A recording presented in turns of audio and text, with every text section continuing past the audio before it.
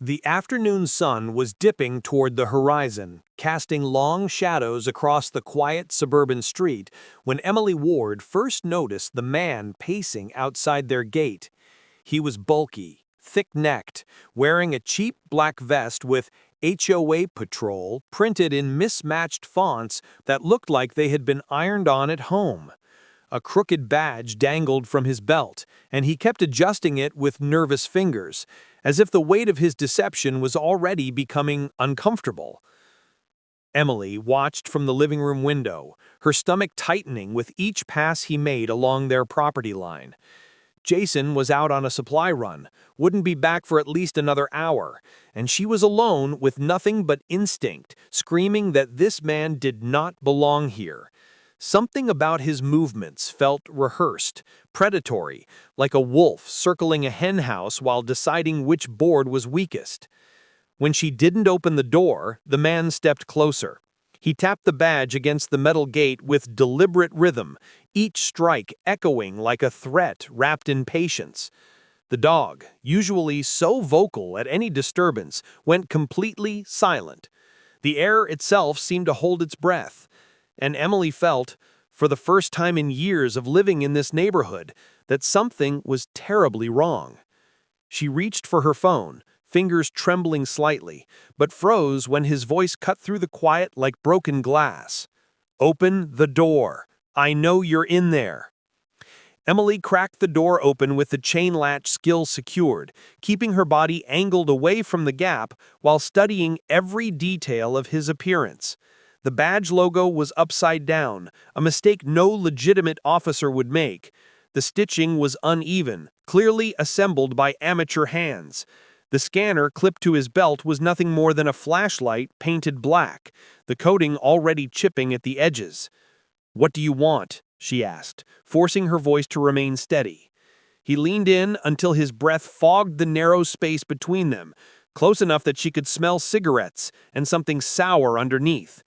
"Routine HOA compliance check." "No compliance check was scheduled," Emily replied, holding her ground despite every nerve screaming at her to slam the door and run. His jaw twitched, his eyes sharpened with something ugly and impatient, the mask of false authority slipping to reveal the predator beneath. "Open the door!" Emily didn't move. The man's fist tightened at his side, knuckles whitening with barely contained violence, and his voice dropped to a whisper that felt like claws dragging across her spine. "Do not defy the HOA." That was the last thing she remembered, before everything exploded. The fake officer snapped without warning, lunging forward and shoving through the cracked door with enough force to shatter the chain latch completely. His hand connected with Emily's face so violently that she hit the floor before she could even scream, the world spinning into double vision as pain bloomed across her cheekbone. He stormed inside, shouting about authority and compliance and rules that existed only in his twisted imagination, his boots heavy on the hardwood floor she had polished just yesterday. Emily crawled toward her phone, trembling, desperate, her fingers scraping against the floor as she reached for the device that represented her only lifeline. But he kicked it across the room with casual cruelty, sending it spinning under the couch where she couldn't reach. "You people think you can ignore the rules," he spat, pacing the living room like a caged animal finally released. His radio crackled with nothing but static from a broken speaker, the sound somehow more menacing than any words could be. He wasn't a cop. He wasn't HOA. He was a predator hiding behind laminated identification and borrowed authority, and Emily was trapped with him in her own home. 20 minutes later, Jason Ward's truck rolled up the driveway, tires crunching gravel in the fading afternoon light. He noticed the front door hanging open before he even killed the engine, the angle wrong, the chain dangling, broken from the frame. Something inside him shifted instantly, the calm husband retreating as military-trained instincts surged forward with cold efficiency. His blood cooled, his senses sharpened. He moved toward the house with the deliberate precision of a man who had spent years preparing for moments exactly like this one. He stepped inside to a scene that stopped his heart completely. Emily sat, bruised and trembling against the wall, holding her cheek where a red welt was already forming into something that would become a dark bruise by morning. The fake officer stood over her, posture aggressive, completely unaware of what had just walked through the door behind him. Jason closed the door with a soft click, sealing the world outside, trapping the predator inside with someone far more dangerous than he could possibly imagine. "You've got exactly 3 seconds to explain why you hit my wife." The man turned slowly, sizing Jason up with the arrogance of someone who had never faced genuine consequences for his actions. He smirked with confidence that would soon prove catastrophically misplaced. "You don't scare me." He should have chosen different words. Jason wasn't looking at the man's face. He was scanning everything else with the clinical precision of a trained security professional. The costume was pathetic, assembled from Amazon purchases and hardware store supplies. The fake badge was crooked and obviously manufactured. There was no real weapon visible, just a cheap baton and hands that were shaking despite their owner's bravado. This wasn't law enforcement. This wasn't HOA. This was nothing but theater performed by an amateur who had stumbled onto the wrong stage. "You're not HOA," Jason said quietly, his voice carrying no anger, no fear, only cold assessment. "You're not law enforcement. You're nothing." The man snapped at the dismissal, charging forward with the baton raised overhead like a club. Jason moved like water flowing around stone, sidestepping the clumsy attack, locking the man's wrist with practiced precision and slamming him into the wall with enough force to crack the drywall. The baton clattered uselessly to the floor as the man gasped for breath that wouldn't come. Jason leaned close, his eyes cold and empty as winter sky. "You picked the wrong house. And the wrong woman." Within minutes, the man was zip-tied to a kitchen chair, struggling uselessly against restraints he would never break. Jason reached for his phone to dial 911, but before dispatch could answer, the man blurted out words that changed everything. "You think the HOA president won't protect me? Donna controls everything here." Jason froze, the phone still pressed to his ear. Emily looked up from the couch where she was holding ice to her swelling cheek, confusion mixing with the pain on her face. The man's smirk returned, fed by desperation and misplaced confidence in protections that would never materialize. "I work for her. She sent me." Jason's jaw clenched as the pieces began connecting into a picture far uglier than simple home invasion. This wasn't random violence. This was calculated, planned, orchestrated by someone he had trusted to manage neighborhood disputes and organize community barbecues. When dispatch confirmed that no HOA enforcement officer existed anywhere in the county, Jason made a decision that would reshape everything that followed. This wasn't going to the police. Not yet. He needed to understand why Donna Pierce had sent a hired thug to assault his wife, and he intended to find out personally before anyone could destroy evidence or coordinate alibis. He crouched in front of the bound man, studying him with the clinical detachment of a forensic analyst examining evidence. "Your name." The man hesitated until Jason tightened the zip tie just slightly, the plastic biting into already raw wrists. "Victor. Victor Branson." The name struck like lightning. Emily gasped softly behind him, remembering whispered rumors from a neighborhood barbecue months earlier. A man fired from private security for excessive violence, blacklisted from legitimate work across 3 counties, desperate enough to take any job that paid cash and ask no questions. "Donna hired you?" Jason pressed, his voice quiet, but carrying weight that made Victor's confidence crumble further. Victor spat on the floor in defiance that was already hollow. "She said you were a threat. She said you needed to be kept in line." Emily's voice cracked with disbelief and horror. She sent him to hurt me? Something inside Jason snapped clean and cold, an unstoppable clarity settling over him like armor forged in the heat of righteous fury. This wasn't an HOA dispute about lawn height or paint colors. This was war, and Donna Pierce had no idea what she had just started. Sirens echoed somewhere in the distance, but they weren't coming toward the house. Victor noticed, and his smile returned, ugly with renewed confidence. She called them before I arrived, told them you were hostile, told them you threatened HOA officers. Emily's breath caught as understanding dawned. Jason saw it too, the elegant trap Donna had constructed. She was building a narrative, laying groundwork that would make the wards look guilty regardless of what actually happened. If Victor succeeded, they would be victims too traumatized to be believed. If Victor failed, they would be aggressors who attacked an HOA official.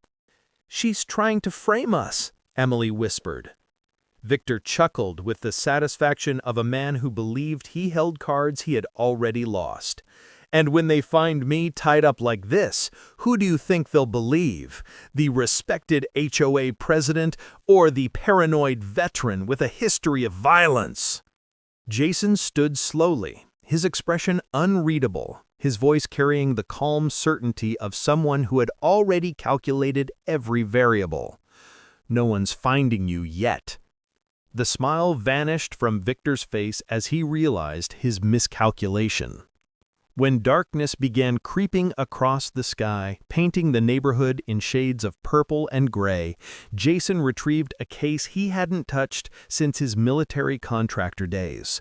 Emily watched with wide eyes as he opened it to reveal a compact reconnaissance drone, military-grade equipment capable of things civilian models could only dream about achieving. "Jason, you're using Raven?" He powered it on without hesitation or explanation. Thermal imaging confirmed, operational. Night vision confirmed, operational. Encrypted relay to prevent signal interception, confirmed, operational. The rotors whispered to life like a predator waking from long slumber, and Victor swallowed hard as the machine rose from its case, casting eerie green light across the living room before slipping through the open window and disappearing into the gathering night. "What are you doing?" Emily asked, her voice carrying equal parts fear and fascination. "I'm finding out why she wanted us silenced." The drone feed painted a clear picture within minutes, the display on Jason's tablet showing imagery that would have seemed like science fiction just a decade ago. The HOA clubhouse glowed with activity despite the late hour. 6 silhouettes gathered around a table with Donna Pierce positioned at the center like a general commanding her troops. A blueprint lay spread before them, and when Jason zoomed in with the drone's powerful camera, his blood turned to ice. It was their property, their home, marked with red X's like targets on a battlefield. Annotations in the margin calculating property values and development potential. This was no ordinary HOA meeting. This was a planning session for something far more sinister than neighborhood governance.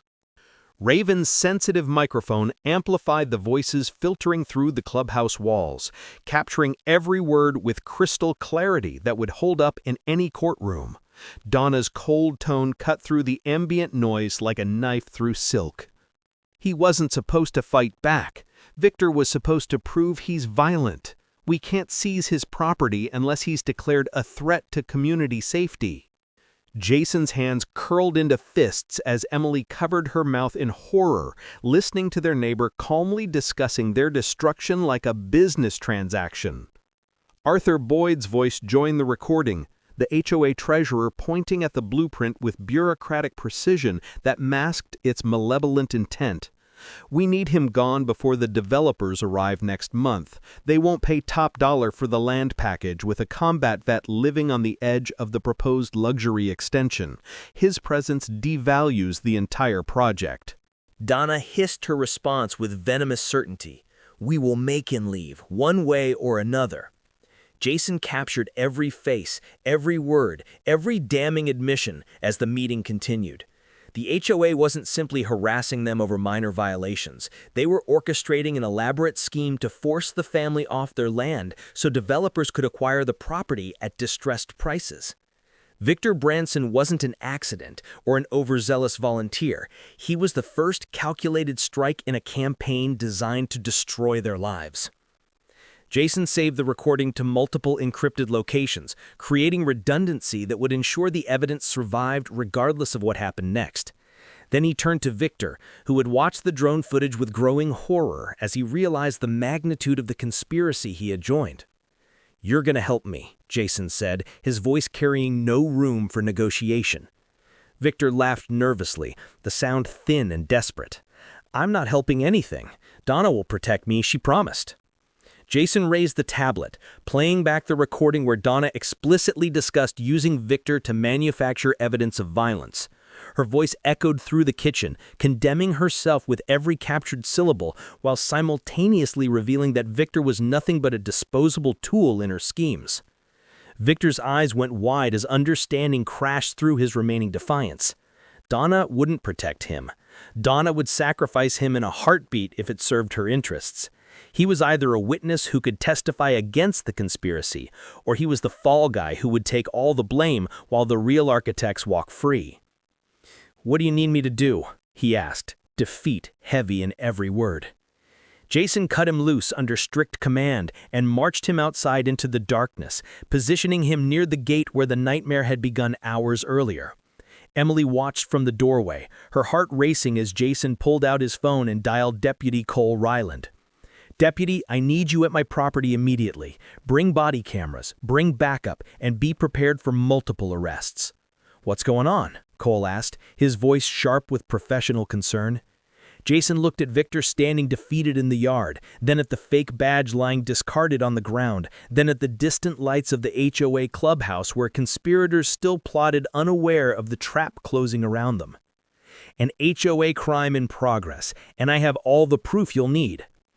Headlights appeared at the end of the street before Cole could arrive. Not one set, 3.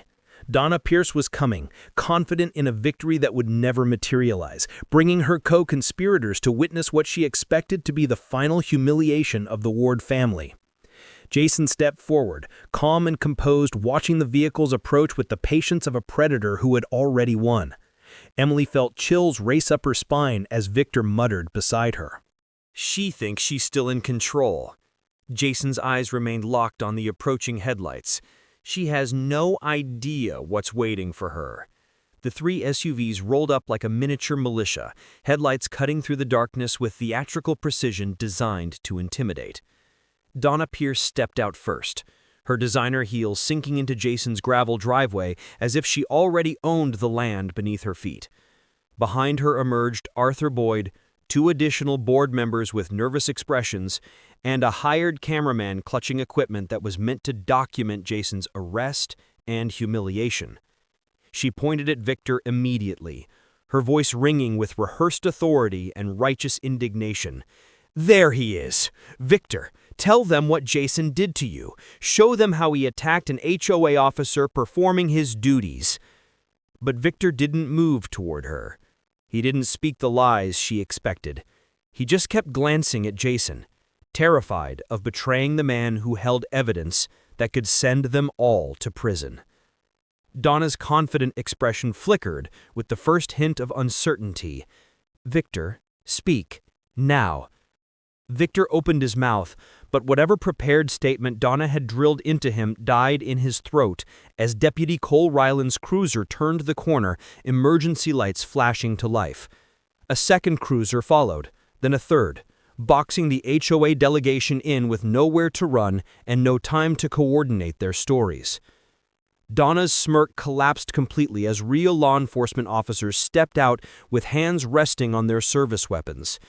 Jason stepped forward, hands calmly at his sides, positioning himself between the arriving deputies and the stunned HOA delegation. "Good. Everyone's here. Now we can settle this properly." Deputy Cole approached Victor first, his professional demeanor masking the tension that crackled through the night air. You, the HOA enforcement officer who was allegedly assaulted? No, sir. I'm not any kind of officer. I'm not HOA anything. Donna hired me to intimidate the wards and make them look dangerous.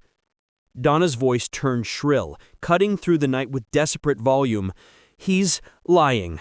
He's mentally unstable. He broke into this family's home and assaulted the wife. I came here to help. Jason raised the tablet without a word, his finger pressing play on the recording that would end Donna Pierce's reign forever.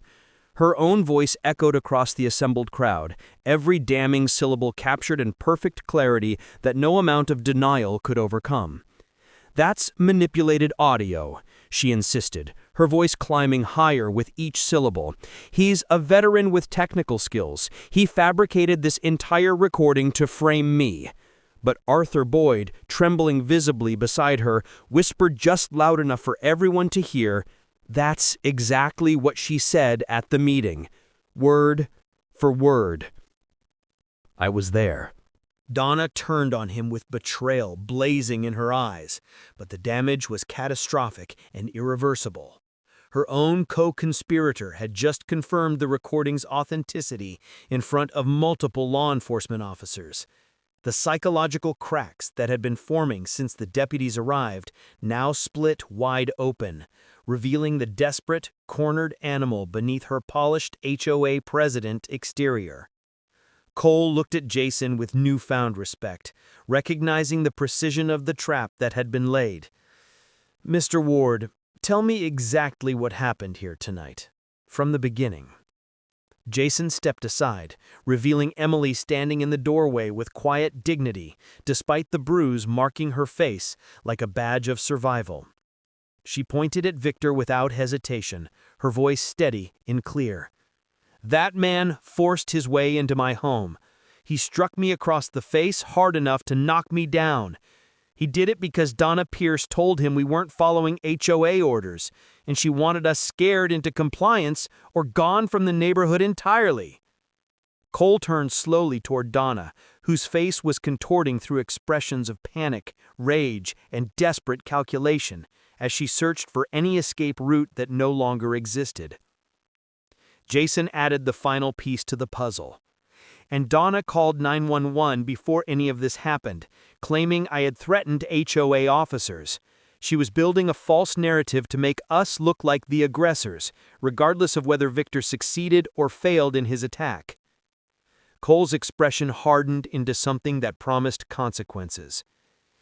"You filed a false police report, Miss Pierce?"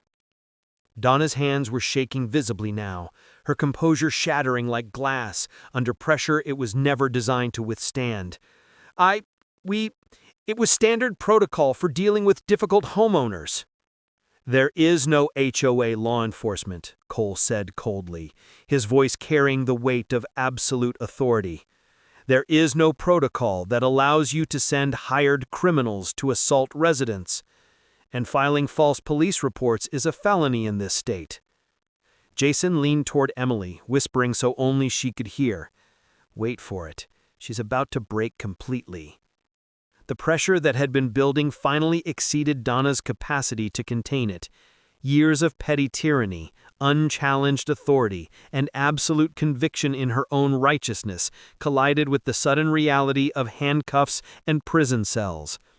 "I did it for the community!" she screamed, her voice echoing across the quiet suburban street. "He is a threat!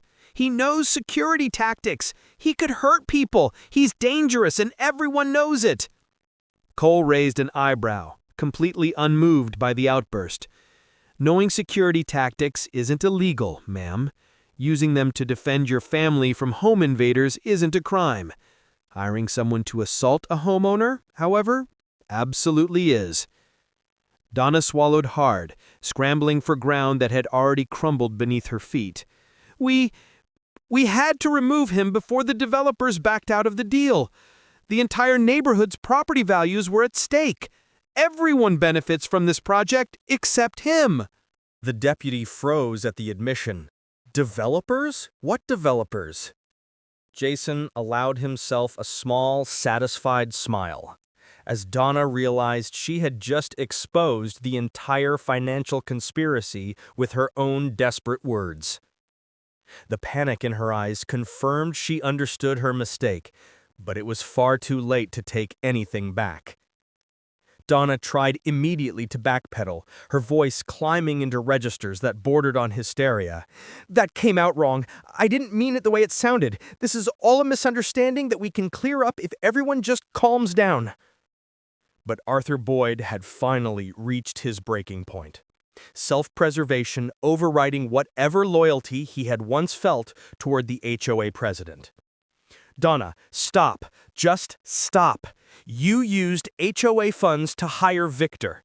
You told us it was community defense against a potentially violent resident. You said Jason was a security risk who needed to be removed for everyone's safety. You lied to the entire board about what you were really planning. And now you've put all of us in danger of criminal prosecution because of your schemes." Donna pointed at him with fury blazing in her eyes. "You spineless, pathetic traitor! I made you treasurer! I gave you power!" Arthur scrambled behind Deputy Cole, using the lawman as a shield against her wrath. The remaining board members shuffled backward in unison, distancing themselves physically and symbolically from the sinking ship they had foolishly boarded. Donna whirled on Jason, her composure completely shattered, her face twisted into something barely recognizable as the woman who had smiled at community events and organized neighborhood cleanups. "You think you've won? You think you can expose me and just go back to your normal life? I have connections in this community that you can't even imagine." Jason held up the drone recording one final time, the screen showing clear footage of the clubhouse meeting with every conspirator's face visible. "I don't think I can expose you, Donna. I know I already have." Victor's voice cut through the tension, sealing her fate with the desperation of a drowning man reaching for any lifeline. "I'm not taking the fall for this alone. Donna promised she would protect me if I handled the ward problem. She gave me specific instructions about what to do if he resisted. This was her operation from the beginning." Cole spun toward him, recognizing the legal significance of what was being admitted. "She specifically instructed you to attack a homeowner?" Victor nodded without hesitation, his decision made. "She told me to make him seem dangerous by any means necessary. If that meant provoking a confrontation, so be it. If his wife got hurt in the process, that would just make him look more unstable and violent." Ethan and Maya stood in their living room, staring at the wall of security monitors that displayed every camera feed Ethan had painstakingly installed over 3 years of growing paranoia that had just proven entirely justified. They had heard about the ward incident through neighborhood text chains, whispered warnings spreading like wildfire as residents processed the revelation that their HOA president had been running a criminal conspiracy. Now their own nightmare was arriving at their front gate. Vincent Keller appeared on the driveway camera, but his demeanor had changed completely from the swaggering false confidence of his previous visits. A pistol sat holstered on his hip, clearly visible and meant to intimidate. A tactical baton hung from his belt, and 2 other men flanked him on either side, dressed in identical fake HOA tactical gear that would have been laughable under any other circumstances. Maya's voice cracked as she gripped Ethan's arm. "That's not HOA enforcement. That's a hit squad." Ethan nodded calmly, his jaw tight with controlled tension as he assessed the threat. Not a hate squad, a paid intimidation team. But they've escalated beyond intimidation now. Keller looked directly into the nearest camera and smiled, a predator's grin that promised violence without apology. He knew the surveillance system was watching. He simply didn't care anymore. The pretense of legitimate authority had been abandoned in favor of naked force. He pulled a can of spray paint from his jacket and began marking a giant red X on Ethan's gate, the same gate he had tried to force open during his first aggressive visit weeks earlier. The symbol was crude but unmistakable, a targeting marker for something planned but not yet revealed. "He's marking our home," Ethan whispered, ice forming in his veins. Maya's voice trembled with fear she could no longer hide. Marking it for what? Retaliation or worse. Then Keller produced a blowtorch, the blue flame hissing to life against the darkness like a serpent's tongue. He began cutting through the gate's heavy hinges with methodical precision, sparks cascading onto the driveway in showers of orange and gold. The power games and petty disputes that had characterized their HOA conflicts were finished. This was a siege, and Ethan understood that nothing in their lives would be the same after tonight. He killed every light in the house, plunging them into protective darkness that transformed their home into a fortress. He guided Maya to the reinforced safe room he had installed during their first major renovation, the one she had laughed about when he first proposed it, calling him paranoid and overly cautious. She wasn't laughing now as the heavy doors sealed behind her with reassuring solidity. Then Ethan activated the system he had never told Keller about. The defensive network he had never mentioned to anyone outside his immediate family. The Sentinel grid hummed to life throughout the property, buried motion sensors along the perimeter, awakening from dormancy with electronic vigilance. He had installed the system years ago when vandalism plagued the neighborhood, back when he still served as HOA president and believed the organization could be a force for community good.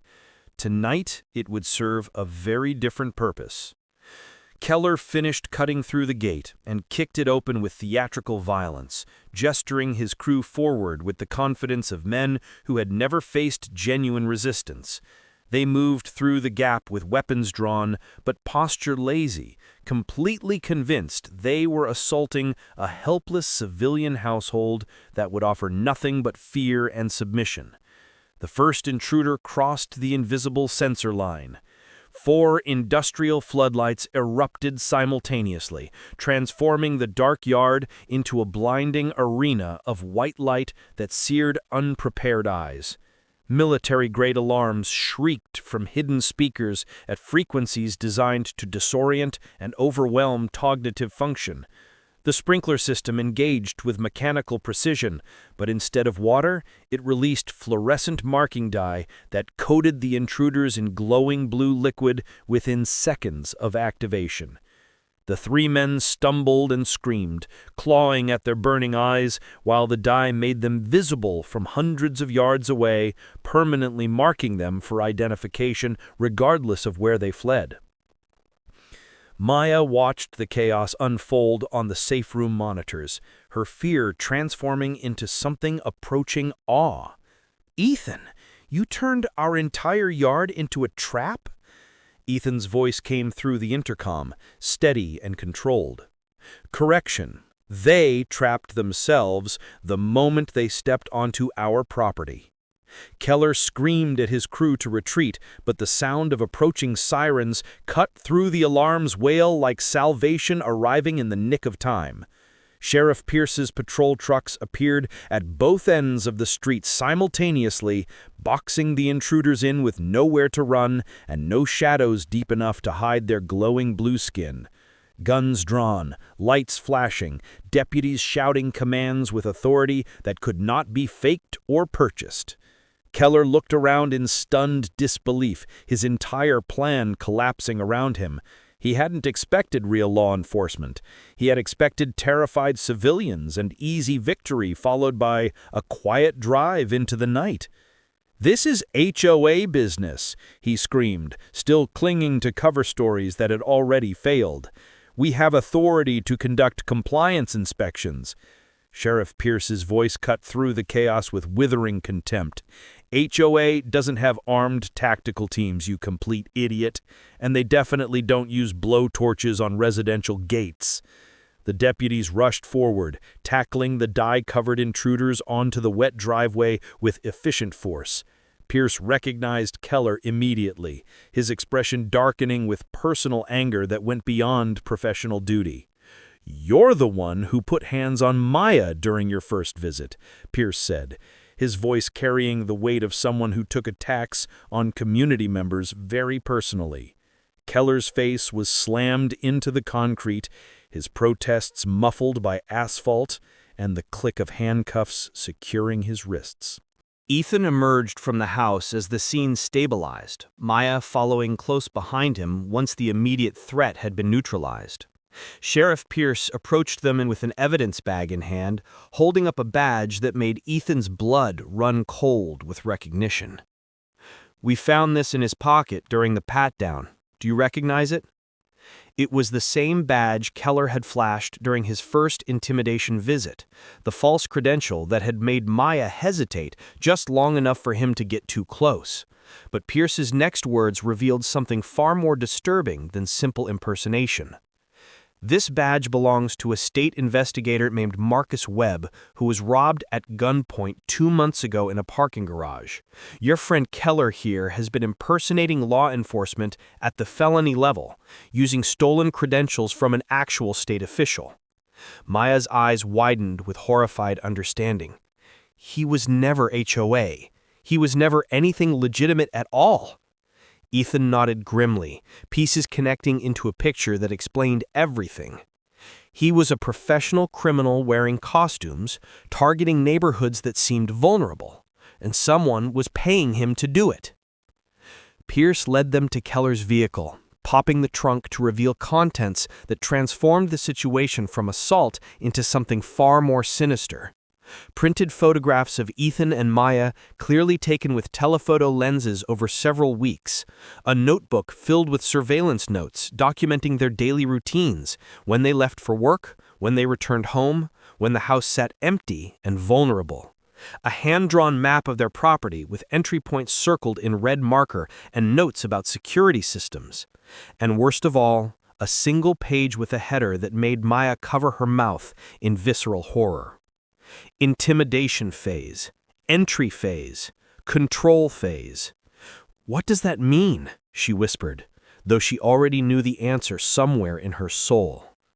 Pierce answered gently, his voice heavy with implications that would haunt them for months. "Based on similar cases we've seen, it means he was planning to take one of you. The intimidation visits were reconnaissance, testing your responses and mapping your security. Tonight was supposed to be the entry phase." Ethan's face transformed into something Maya had rarely witnessed, a cold fury that seemed to drop the temperature around them by several degrees. He walked toward Keller with deliberate steps, each footfall carrying the weight of everything this man had threatened to destroy. Keller looked up from the concrete, dye still dripping from his face, fear finally replacing the arrogance that had characterized every previous encounter. I didn't know. I was just following orders. They told me you were an easy target." Ethan crouched beside him, close enough that his whisper would reach no other ears. "You photographed my wife. You mapped my home. You made plans to take someone I love." Before Keller could respond, Ethan stood and slammed the cruiser door shut, mere inches from the man's head. The metal rang like a gunshot in the quiet night, and Keller flinched so violently he nearly dislocated his shoulder, straining against the handcuffs. Ethan's voice carried across the yard with quiet certainty. "You're lucky the sheriff reached you before I did." Pierce made no move to intervene. Some moments required understanding that transcended standard procedure. 2 hours later, the interrogation recording played through Ethan's phone as he and Maya sat in their living room, processing revelations that would reshape their understanding of everything that had happened over the past months. Keller's voice emerged shaky at first, then increasingly desperate as prosecutors outlined exactly how many years he faced for each individual charge. The confession came in waves, each revelation more damaging than the last.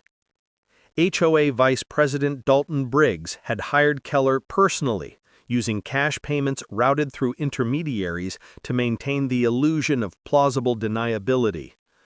The objective was straightforward in its cruelty: intimidate the former HOA president into silent compliance, force Ethan to stop opposing the board's illegal policy changes, and scare Maya badly enough that she would pressure her husband to simply give up and move away. The surveillance photographs, the detailed reconnaissance notes, the methodical planning that characterized every aspect of the operation, all of it served a single purpose: control through systematic terror.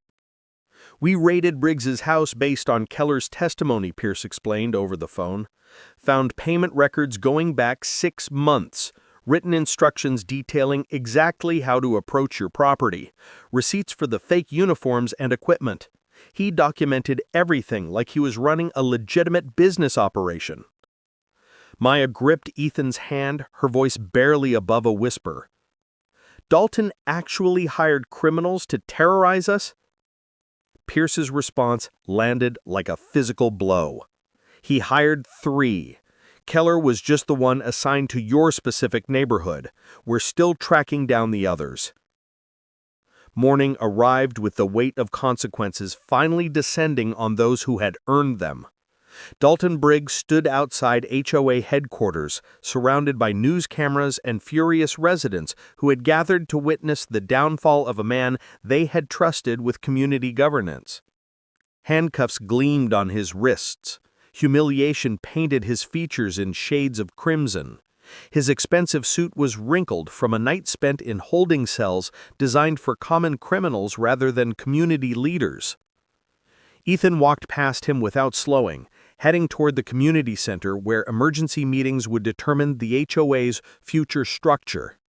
But Dalton's voice cut through the crowd noise, shrill with misplaced outrage.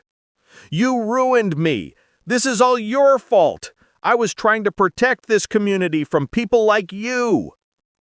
Ethan paused, turning slowly to face the man who had orchestrated months of terror against his family. His voice carried calm certainty that silenced the surrounding murmurs. "No, Dalton, you did this to yourself the moment you hired thugs to threaten my wife." Dalton's face contorted with impotent rage. "I'll sue you for defamation. I'll destroy you in court. My lawyers will—" Sheriff Pierce stepped forward, placing a firm hand on Dalton's shoulder. "Your lawyers are going to be very busy keeping you out of federal prison. I'd save the lawsuit threats for someone who's actually scared of you." Deputies shoved Dalton into the waiting squad car, his threats continuing to echo uselessly until the door slammed shut and the vehicle pulled away from the crowd. Residents watched in silence as their former vice president disappeared around the corner, taking with him years of corruption and abuse that had poisoned their community from within. The remaining HOA board members resigned in a flurry of desperate self-preservation, filing their letters before the sun reached its peak. None of them had known the full extent of Dalton's criminal schemes, but proximity to corruption carried consequences they were unwilling to face. They fled their positions before investigators could examine their own conduct too closely. As the evening approached, residents gathered in the cul-de-sac, clustering in small groups that gradually merged into a single crowd. Someone started clapping, the sound tentative at first, uncertain of its own appropriateness. Then more voices joined, and more, until applause rolled across the neighborhood like thunder during a summer storm. The ovation was for Ethan and Maya, for exposing lies that had festered in darkness for years, for taking down the fake enforcers who had terrorized their home, for ending the board's reign of fear and manufactured compliance. Maya leaned against Ethan's shoulder, tears streaming down her cheeks, as neighbors she barely knew approached to shake their hands and offer gratitude. "It's really over, isn't it?"